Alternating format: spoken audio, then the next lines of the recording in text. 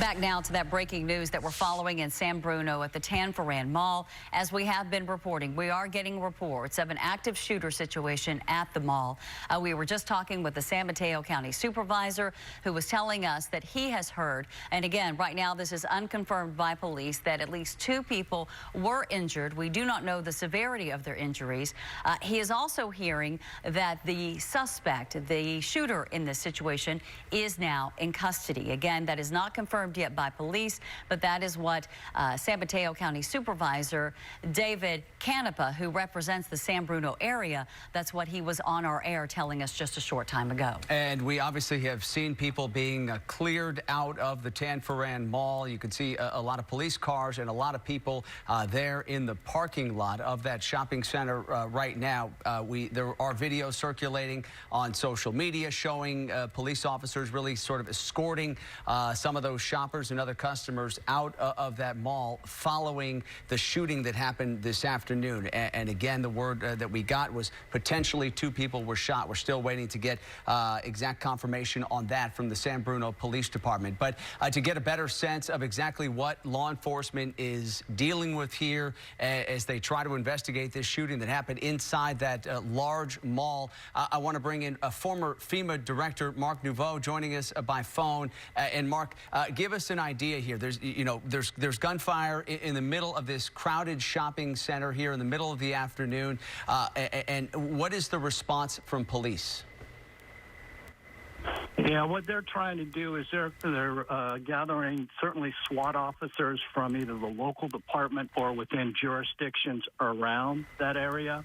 They'll be partnered up with paramedics, either armed paramedics that come from the fire department that train with the SWAT teams, or they may have paramedics embedded within their own police department that enter into that building. They're trying to make an assessment on, how quickly they can get in there. They've got to also, the people that they're escorting out of that area, they've got to make sure that the perpetrator isn't mixing in with the crowd and escaping through that. We saw that previous in some of the events. Very active incident, very dangerous incident. This is one of the most difficult things first responders will deal with. Yeah, and Mark, especially when you're talking about such a large facility with several different entities inside, a food court, a theater, department stores, bookstores, I mean, you name it, this mall has it all. And when something like this happens, you do have to have coordination between all of those parties. Without a doubt. Plus, you have many entrances and exits. You see the typical entrances and exits that people use, but there are also staff exits that have got to make sure they get covered. And they're also trying to make sure that they can get in there quick enough to do an assessment. We saw before where sometime waiting too long created more of a problem. So this is one of those dynamic incidents that they're having to really think about and get in there and try and protect themselves, but they also want to protect the public.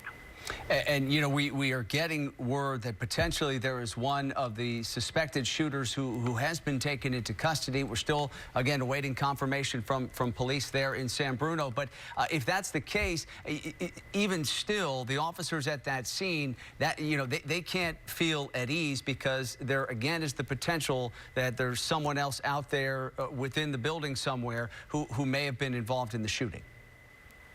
Absolutely. Add to that secondary bombing devices. You don't know if the perpetrator has left something there. That's always a concern for people. And from the moment they got the call, they're having to build a criminal case against the perpetrator at some point. So they've got to be careful. Not only are they trying to protect lives, but they're also trying to protect evidence for future prosecution. Yeah, and Mark, as we've been telling our viewers, as we continue to follow this breaking news of a shooting at the Tanforan Mall, we got word not too long after we first started getting reports of this situation that BART had decided to cancel service to close the station there at the San Bruno station, which is really just steps away from the Tanforan Mall. Out of an abundance of caution, we learned just a short time ago from BART that trains in the SFO Millbrae direction are now being turned back at South San Francisco. As the situation here in San Bruno continues, that means that a shuttle train will run between SFO and Millbrae. And I just want to tell people who perhaps rely on that BART service who use that San Bruno station. Again, as of the last tweet from BART, that station remains closed. There will be a shuttle train that will run between SFO and Millbrae. But Mark, they did not have an option here to run what we typically see when there is a BART station closure, which is sometimes a bus bridge. They just didn't feel like it was safe enough to do something like that when they were still getting reports of an active shooter and haven't received yet an update on whether that suspect has in fact been caught. Yeah, probably better to act in err and caution. You know, unfortunately, that creates inconvenience for folks. Certainly, it's coming time for people to go home from work. They're going to want to use BART. But you want to act in an abundance of caution just in case. You don't know. You'd rather inconvenience people than put them in harm's way. And Mark, let me ask you from sort of a tactical standpoint, what are the challenges in terms of trying to get medical aid to these shooting victims when you have law enforcement and you have the other first responders entering into a situation where someone is potentially still shooting? Yeah, I'm sure they've got ambulances and supervisors staged there, not only fire department, but paramedic ambulances.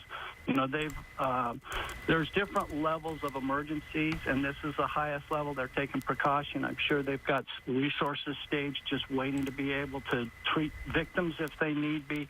They can always cancel them, turn around, send them back to their stations, but it's better to have them there and not need them.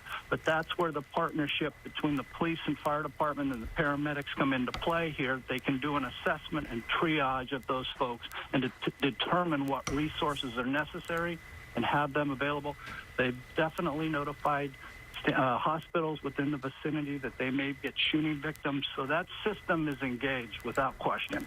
All right, that is former FEMA Director Mark Neveau joining us on the phone, giving us some insight into what law enforcement and the first responders there at this scene today are potentially facing as they deal with a shooting that has unfolded inside the Tanforan Mall in San Bruno. Yes, as we showed you in those pictures from Skyfox from earlier this afternoon, you could see that large police presence, but you also saw some cars moving about, which would lead you to believe that perhaps at least a portion of that mall has now been secured and people in that area are being allowed to vacate. San Bruno police, though, saying they are still continuing to investigate for everyone to avoid that area.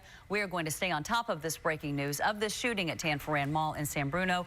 More live coverage coming up next on KTVU Fox 2 News at 5.